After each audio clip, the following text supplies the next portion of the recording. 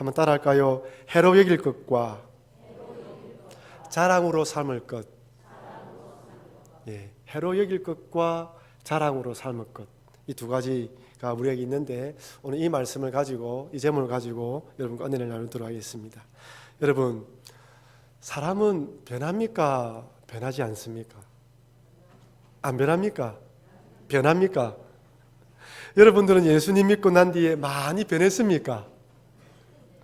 예. 아니면 이전하고 비교했을 때 별로 많이 변하지 않았습니까?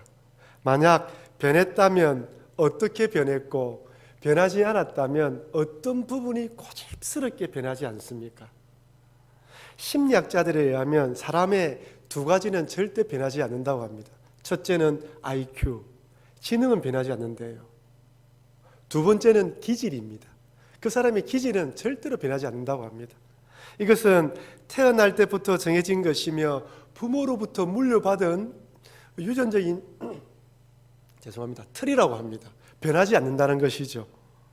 이렇게 말씀드리면 목사님, 사람의 기억력은 나이가 들수록 조금씩 감퇴되는 것이 아닙니까? 라고 생각하시는 분이 있어요. 자꾸 깜빡깜빡하지 않습니까?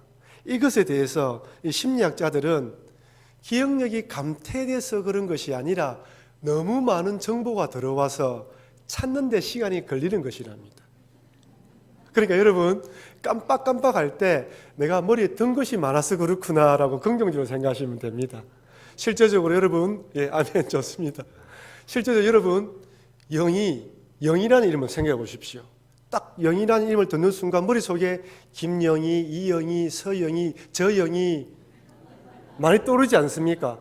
그런데 그 영이라는 사람과 나와 직접적인 관계, 깊은 관련이 있으면 바로 떠올라요. 하지만 깊은 관계는 아니고 한번 들어본 사람이라든지 아는 사람이라면 나의 기억력 저 밑에서부터 그 사람을 찾아가는데 시간이 걸리는 것이죠. 그래서 우리 생각 속에 그 사람에 대한 각별한 추억이 없구나, 아니면 그 사람 이름에 비슷한 사람들이 머릿속에 많이 저장되어 있으면 그렇게 깜빡거릴 수도 있고 이름을 찾는데 시간이 많이 걸린다는 것을 기억하시면 됩니다. 그래서 경상도 사투리로 퍼뜩 그 사람이 떠오르지 않으면 내가 머리에 든 것이 많구나라고 생각하시면 됩니다. 이처럼 사람의 지능이 변하지 않는 것처럼 기질도 변하지 않습니다.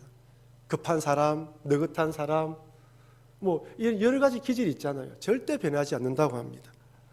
성격이 급한 사람은 급한 성격대로, 느긋한 사람은 아무리 급한 일이 있어도 느긋하게 간다고 하지 않습니까? 급한 성격을 가진 제가 볼 때 때론 답답할 때도 있는 것이죠. 그러나 그 사람의 어떤 기질과 어떤 지능은 결코 변하지 않는다고 합니다. 그렇다면 사람이 변한다고 할 때 그 변한다고 말하는 것은 무엇을 의미하는 것일까요? 그것은 그 사람의 성품과 인격을 말합니다.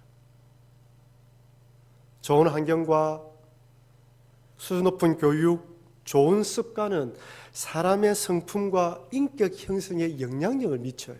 그래서 좋은 친구를 만나라, 좋은 환경에서 자라게 하려고 하는 이유도 다 여기에 있습니다. 여기에다 하나님과 깊은 인격적인 교제와 동행하는 삶, 성령으로 충만한 삶을 살게 되면 신앙의 인격, 품격까지 더해져서 참 세상 사람들이 보기에도 참 저 사람은 본받을 만한 사람이다 라고 변해가는 것이죠. 물론 그렇다고 하나님께서 원하시는 완전한 100% 완전한 그런 사람이 되는 것은 아닙니다. 이 땅에 살아가는 동안 우리가 그런 목표를 가지고 살아가지만 100%이 몸을 입고 있을 때는 100% 될 수는 없습니다. 하지만 그 목표를 향해 줄기차게 달려가는 것이 우리 성도의 삶이라는 것이죠. 실수할 때도 있고 넘어질 때도 있지만은 주님을 바라보면서 달려갈 때 조금씩 신앙의 이런 인격, 그다음에 품격, 이런 성품이 조금씩 변해가고 또한 우리 마음속에 새겨지게 되는 것입니다. 오늘 본문을 보면 사도 바울이 예수님 믿기 전과 믿은 후에 변화된 것이 무엇이며 믿기 전에는 어떤 것을 자랑했고 믿은 후에는 무엇을 자랑하는지 분명히 말씀해 주고 있습니다. 사실 예수 믿기 전에 바울이 자랑했던 것은 바울만의 자랑이 아닙니다. 모든 세상 사람들이 자랑하는 것들이고 예수 믿고 난 뒤에도 예수님보다 이런 것들을 자랑하고 싶은 마음이 우리 내면에 깔려 있습니다. 그렇다면 바울은 오늘 본문을 통하여 자신의 예수 믿기 전에 무엇을 자랑했는지 세 가지를 언급하고 있습니다. 첫 번째는 육체를 자랑합니다. 우리 빌립보서 3장 4절 5절 말씀 읽어볼까요? 같이 시작. 그러나 나도 육체를 신뢰할 만하며 만일 누구든지 다른 이가 육체를 신뢰할 것이 있는 줄 생각하면 나는 더욱 그러하리니 나는 8일 만에 할례를 받고 이스라엘 족속이요 베냐민 지파요 히브리인 중에 히브리인이요 율법으로는 바리새인이요. 아멘. 우리가 3주 전에 이 앞부분의 성경 구절을 묵상해 보면서 빌립보 교회에 거짓 교사들이 들어왔는데 이분들은 할례를 받아야 할 뿐만 아니라 잘못된 교리를 가르쳤습니다. 육체를 자랑하게 만들고 율법을 자랑하게 만들었던 것이죠. 그에 대해서 바울은 계속해서 오늘 본문에 이어서 설명하고 있는 중입니다. 육체를 사랑한다, 육체를 자랑한다는 것은 자신의 출신, 그리고 신분, 학력, 경력, 어떤 외적인 조건들을 자랑하는 것을 의미하죠. 아시다시피 바울 당시에는 엄연히 신분과 성별의 차이가 있지 않았습니까? 자유인이 있었고 노예가 있었고 귀족이 있었습니다. 남자와 여자 간에 또 구분도 있었죠. 여자는 숫자에 포함되지 않았다고 이야기하지 않았습니까? 그러니 태어나면서 노예의 자식으로 태어난 사람은 흙수저에도 들어가지 못했습니다. 요즘 젊은이들 빗대어서 흙수저다 금수저다 이야기하지만 그 당시 노예들은 흙수저라는 말도 붙이지 못할 정도로 참 대우를 받지 못했죠. 여자들은 어떻습니까? 남자에 비해서 차별을 많이 받았을 뿐만 아니라 숫자에도 포함되지 않았고 어찌 보면 남자의 어떤 종속물에 불과하다고도 할 수 있을 정도였습니다. 반면에 기종이나 왕족의 자녀로 태어나면 금수저 이상의 혜택을 누렸습니다. 자기 부모가 귀족이라는 그 자체만으로, 왕족이란 자체만으로 엄청난 혜택과 이득을 보게 되지 않습니까? 이것은 사실 바울 당시나 지금이나 별반 다를 바가 없는 것 같습니다. 오늘날에도 출신과 집안, 학력, 경력을 참 중요하게 생각하는 것 같습니다. 직장에서 취직할 때, 군대에서도 보직을 받을 때 자기 부모님이 어떤 분인가에 따라서 때로는 좋은 보직을 받기도 하고 좋은 곳에 들어가기도 하는 것을 볼 수 있습니다. 하지만 또한 이것 때문에 사회적 이슈가 되는 경우도 종종 보지요. 아버지가 정치 지도자나 경제계 또는 사회적 지도층에 있는 자들의 자녀들이 구설수에 많이 오르는 이유도 바로 이런 혜택과 이득 때문에 이런 구설수에 오르지 않습니까? 그러나 그럼에도 불구하고 세상 사람들은 끊임없이 이 육체의 자랑거리들을 위해서 목숨을 걸고 그 다음에 인생의 목표를 삼고 달려가고 있습니다. 바울도 예수님 믿기 전에 이런 육적인 관점에 보면 대단한 사람입니다. 오늘 본문에 밝혀다시피 바울은 로마 시민권을 가지고 있었죠. 혈통적으로는 이스라엘 사람이고 종교적으로는 히브리인 중에 히브리인이고 지파는 초대 이스라엘 왕을 배출했던 사울왕의 지파 베냐민 지파입니다. 율법적으로는 바리새인이었으며 가마리엘 학파에서 공부했던 수재 중에 수재였죠. 제가 매번 말씀드리지만 만약 이 바울이 예수님을 만나지 않았다면 참 유대교 이 바리새파 위에 최고의 참 수장까지 갈 수 있는 인물이 아니었나 생각될 정도입니다. 이처럼 바울은 예수 믿기 전에 이런 육체적인 것들을 자랑했습니다. 두 번째 자랑했던 것은 열심을 자랑합니다. 우리 빌립보서 3장 6절 말씀 읽어볼까요? 열심으로는 흠이 없는 자라. 열심으로는 교회를 박해하고 참 열심으로 교회를 박해했습니다. 요즘 사람들을 보면 얼마나 열심히 살아가는지 몰라요. 제가 한번 시간에 대해서 강의를 한번 들었는데 30분 단위로 시간 계획을 세우는 사람이 있는가 하면 15분 단위로 시간을 쪼개서 계획하시는 분들 있더라고요. 정말 분 단위, 초 단위로 살아가는 사람도 있습니다. 여러분, 서울 사람들 걷는 모습하고 우리 부산 사람들 걷는 모습하고 속도가 어떻습니까? 서울 사람들이 많이 빠르죠. 우리 집사님들 서울에 자녀들을 만나러 가서 지하철에서 서울 사람들이 지하철 타는 모습을 보고 깜짝 놀랐다 하지 않습니까? 보통 부산 사람들의 2배, 3배 빠른 걸음으로 발이 보이지 않게 걸어간다고 이야기를 합니다. 걷는 속도로 보아서는 서울 사람들이 부산 사람들보다 부지런하고 더 열심히 살아가는 것 같습니다. 사실 여러분, 우리 민족처럼 참 열심히 사는 민족도 없어요.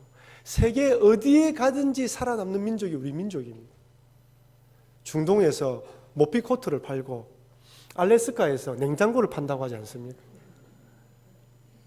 실제로 저 아프리카 오지에, 그 오지에도 한국 사람이 운영하는 식당이 있더랍니다. 중국 사람들은 들어가지 않는 곳에 한국 사람들은 들어가서 살아가고 있다는 것이죠. 정말 열심히입니다.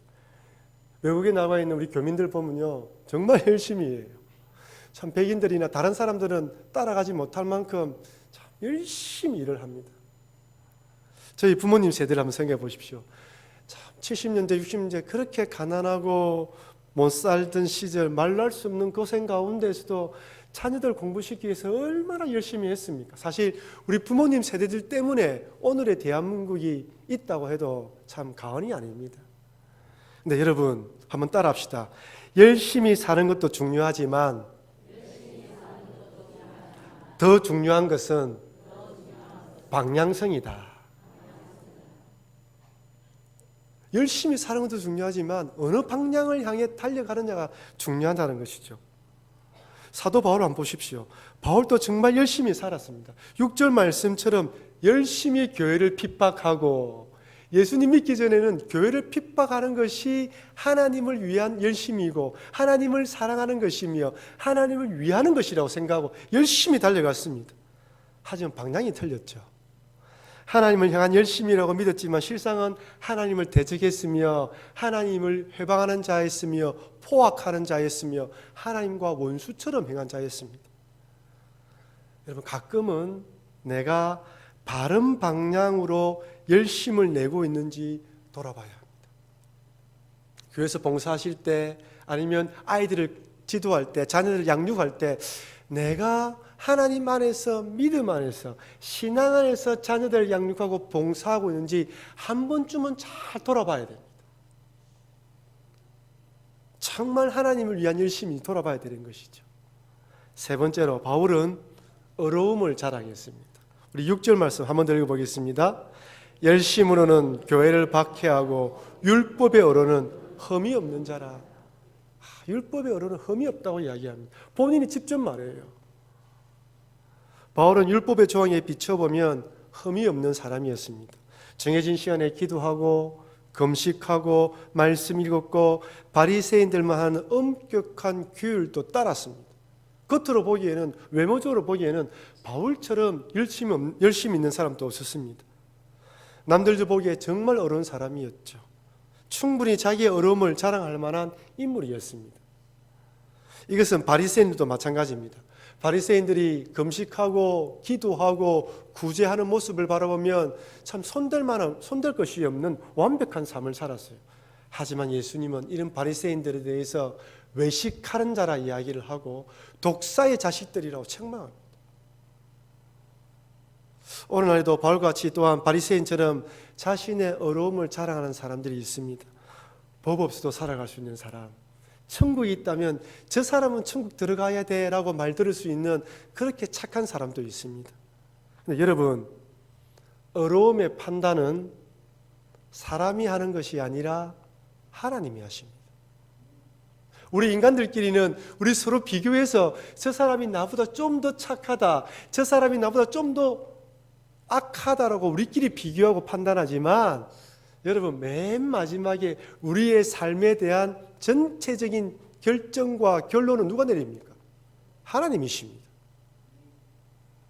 그러니 아무리 천사 같은 사람일지라도 하나님 앞에서는 죄인인 것이죠. 하나님을 인정하지 않는 것 자체가 죄인 것입니다. 그런데 사람들은 이것을 무시하고 상대적으로 평가하고 비교해서 자기의 어려움을 드러냅니다. 바울은 이처럼 자신의 육체적인 것, 열심, 어려움을 자랑했습니다. 근데 오늘 본문을 읽어보면 이전에는 이것을 자랑했던 바울이 이제 이것들을 배설물로 버린다고 고백합니다. 우리 8절 말씀 한번 다 같이 읽어보겠습니다. 또한 모든 것을 해로 여기면 내 주 그리스도 예수를 아는 지식이 가장 고상하기 때문이라.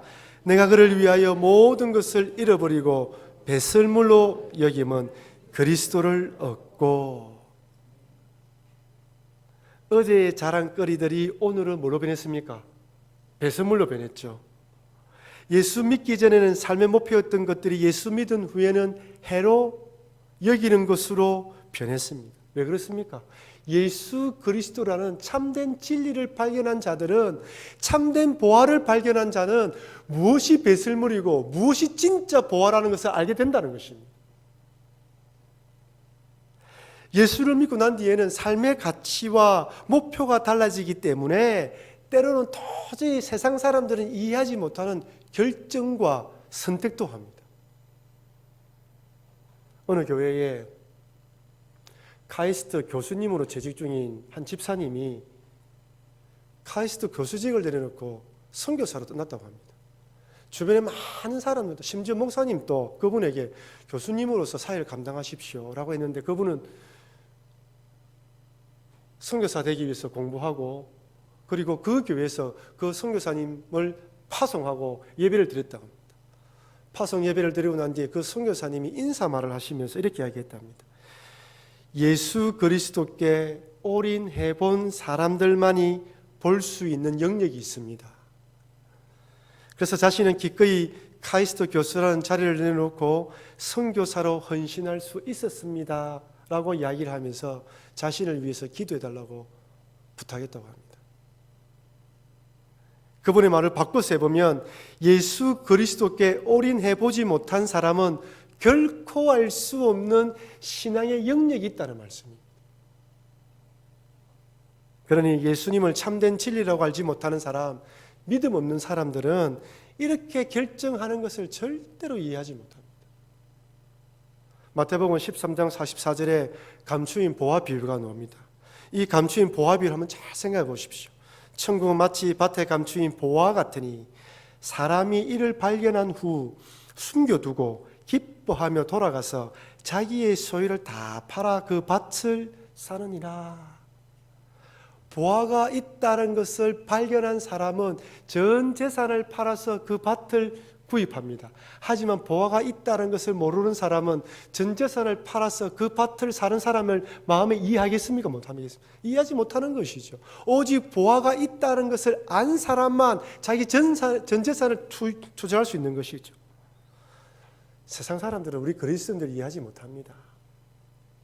자기 시간 들여서 교회 가고, 자기 돈 들여서 헌금 내고, 그리고 욕 들어 먹으면서 봉사하기도 하고, 마음에 상처받으면서 봉사하기도 합니다. 세상 사람들은 이해하지 못하죠. 그들이 보기에는 이 돈 벌기 바쁘고 세상의 성공이 바쁜데, 그리스도인들은 엉뚱한데 시간을 투자하고 물질을 소비한다고 생각합니다.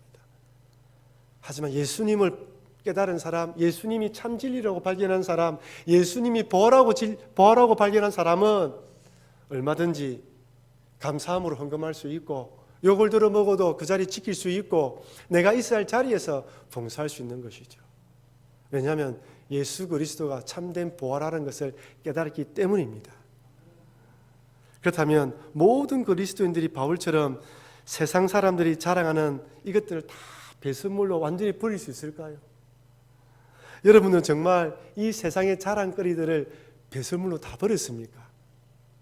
저도 단숨에 다 그렇습니다라고 대답할 수가 없습니다. 이것은 모든 그리스도인들에게 숙제 아닌 숙제이죠. 이론적으로 아는데 실천하기가 쉽지 않고, 이것을 내려놓아야 된다는 걸 알면서도 이걸 내려놓으면 죽을 것만 같아요. 그리스도 예수를 아는 지식이 가장 고상하다는 믿음이 없으면 여러분 결코 세상의 자랑거리들을 내려놓지 못합니다. 예수 그리스도가 얼마나 귀하다는 것을 깨달은 사람만이 이 세상의 자랑거리들이 배설물이라는 것을 깨닫게 된다는 것이죠. 단순히 지식적으로 예수님 아는 정도가 아니라 가슴속 깊이 깨달아져야 합니다. 3장 8절 말씀, 우리 다시 한 번 더 이 말씀을 읽어보도록 할까요? 또한 모든 것을 해로 여기면 내 주 그리스도 예수를 아는 지식이 가장 고상하기 때문이라. 내가 그를 위하여 모든 것을 잃어버리고 배설물로 여김은 그리스도를 얻고. 여기 예수를 아는 지식에서 이 아는 지식이라는 이 헬라어는 그노세우스인데 이것은 본질적인 깨달음을 말합니다. 피상적으로 안다는 의미가 아니라 직접 경험하고 체험하고 깨닫는 지식을 말하는 거예요. 마치 부부가 서로를 아는 것처럼 그런 아는 것을 의미합니다. 사도 바울은 예수님에서 완전히 알았다는 거예요. 완전한 깨달음이 있었다는 것입니다. 그럼 바울의 인생을 한번 보십시오. 다메섹에 있는 그리스도인들을 핍박하러 가다가 다메섹 도상에서 예수님 만나지 않습니까? 예수님 만나고 난 뒤에 3년 동안 아라비아 사막에서 머물렀다고 이야기를 하죠. 그리고 예루살렘에 돌아왔지만은 유대인들이 자기를 죽이려고 하니까 고향인 다소에 돌아가서 13년 동안 칩거합니다. 그렇게 성공하고 알아준 사람이 고향에 돌아왔는데 아무것도 아닌 또다시 이단으로 믿었던 죽었던 예수를 부활했다고 믿고 이야기했을 때 그 가족들이나 주변 사람들이 어떻게 생각했겠습니까? 13년 동안 고향에서 바울은 무엇을 했을까요? 기도하면서 하나님 뜻을 구했겠죠. 구약 성경을 읽으면서 메시아 예수 그리스도에 대한 잘못된 생각들을 수정했겠죠. 성령과 깊은 교제를 하면서 예수님이 어떤 분인가에 대한 깊은 깨달음이 있었겠죠. 아마 바울은 이 13년, 아라비아의 3년 이런 긴 시간을 통하여서 로마서를 기록할 수 있는 신학적인 토대와 기독교 교리를 정립했던 것입니다. 다시 말씀드리면 이때 그리스도를 피상적으로 아는 것이 아니라 그리스도 예수를 아는 지식의 고상함에 도달한 것입니다. 여러분, 우리에게도 이런 시간이 필요합니다.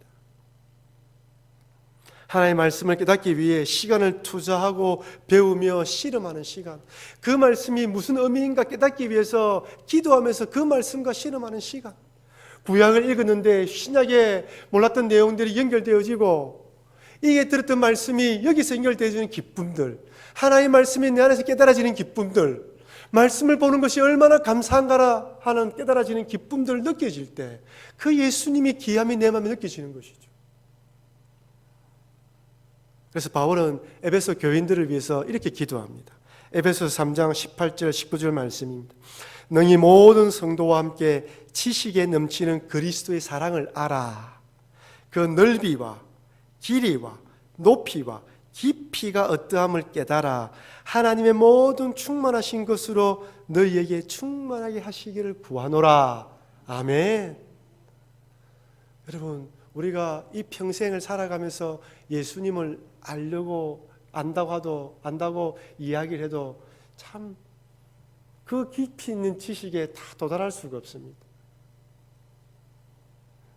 지식에 넘치는 그리스도의 사랑을 알아 하나님으로 충만하기를 구하라. 그리스도의 사랑을 깊이 알면 알수록 우리 마음속에 하나님의 충만하심이 임하게 됩니다. 그러니 여러분, 예수 그리스도 아는 지식이 가장 고상하다는 것을 더 많이 깨달아지도록 기도하시길 바랍니다. 그 넓이와 깊이와 높이와 길이가 어떠함을 깨닫게 해달라고 간절히 기도하시길 바랍니다.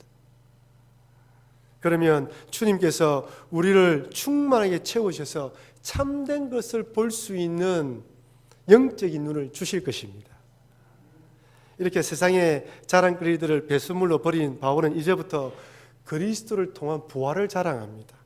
빌립보서 3장 10절 말씀 우리 같이 한번 읽어보도록 하겠습니다. 10절 말씀, 내가 그리스도와 그 부활의 권능과 그 고난의 참여함을 알고자 하여 그의 죽으심을 본받아 어떻게 쓰든지 죽은 자 가운데서 부활에 이르려 하노니. 내가 그리스도와 그 부활의 권능과 고난의 참여함을 알고자 하여 그의 죽으심을 본받아 어떻게 해서든지 어디에 이른다고요? 죽은 자 가운데서 부활에 이르러 간다. 그리스도 예수를 아는 지식의 끝은 부활입니다. 예수님을 깊이 알면 알수록 하나님의 충만함에 깨달아질 뿐 아니라 그 끝이 부활이라는 것을 깨닫게 되는 것이죠. 예수님에 대한 지식은 성도를 부활 신앙으로 인도하여 부활을 소망하게 만듭니다. 부활을 믿고 소망하기 때문에 이 세상의 자랑거리들이 배설물이라는 것을 더 확신하게 되는 것이죠. 여러분 한번 생각해 보십시오. 이 세상의 자랑거리들은 한계가 있습니다. 유효기간이 있죠. 언제까지입니까? 이 땅에 사는 동안까지만 유효합니다. 죽어서 천국 갈 때는 가져갈 수가 없잖아요. 아무것도 가져가지 못합니다. 빈몸으로 왔다가 빈몸으로 가는 것이 우리 인생이지 않습니까? 천국 들어가는데 돈이 무슨 소용이 있으며 성공과 명예가 무슨 의미가 있습니까? 아무 의미가 없습니다. 또한 이 세상의 자랑거리들은 늙어가는 것을 막을 수 없고 죽는 것을 중지시킬 수가 없습니다. 건강하고 젊었을 때는 죽음을 깊이 생각하지 않습니다. 늙어간다는 것에 관심을 두지 않는 것이죠. 그러나 세월의 흐름에 머리가 희끗희끗해지고 주름이 늘어나며 팔, 다리에 힘이 빠지기 시작하면 그제서야 죽음을 실감합니다. 이때는 조금만 몸이 아파도 가슴이 철렁 내려앉아요. 혹시 암이 아닐까? 다른 곳이 아프진 않을까? 나도 모르게 그때는 몸이 약해지니까 이 정신력도 약해지면서 작은 것에도 충격을 받게 되는 것입니다. 물질도 세상적인 지위도 흘러가는 세월을 막을 수 없고 죽음의 그림자가 드리워지는 것을 중지할 수가 없습니다. 그러면서 서서히 죽음의 공포가 밀려오기 시작하는 것이죠. 불확실한 죽음 이후로 이 죽음 위에 불확실한 미래로 인해서 하루하루 말은 하지 않지만 죽음에 대한 두려움과 공포심을 가지고 살아가는 것입니다. 하지만 부활 신앙을 자랑하는 그리스도인들은 죽음을 두려워하지 않고 담대히 받아들일 수 있습니다. 불확실한 미래가 아닌 너무나 명백하고 분명한 천국과 부활을 확신하는 것이죠. 죽는 순간 반겨주실 주님, 영광스러운 예수님을 기대하면서 눈을 감습니다. 그 눈을 감는 순간 내 영혼이 내 몸에서 벗어나서 그 예수님의 품에 안길 때 내가 지금까지 믿음으로 살아온 것이 성공했구나, 정말 내가 잘 살아왔구나라고 고백하면서 천국으로 들어가는 것이 부활 신앙을 가진 성도들의 마지막 모습입니다. 사랑하는 성도 여러분, 여러분들은 지금까지 무엇을 자랑하시면서 사셨습니까? 성도의 참된 자랑은 오직 예수 그리스도, 즉 예수님의 십자가와 부활임을 잊지 마시길 바랍니다. 아울러 예수님에 대한 진리의 고상함을 많이 깨달으면 깨달을수록 세상의 자랑거리들은 배설물로 버릴 뿐 아니라 예수님을 더욱더 자랑한다는 것을 잊지 마시고 예수님을 알아가는데 더 많은 시간과 물질과 열정을 투자하시는 여러분과 제가 되길 바랍니다.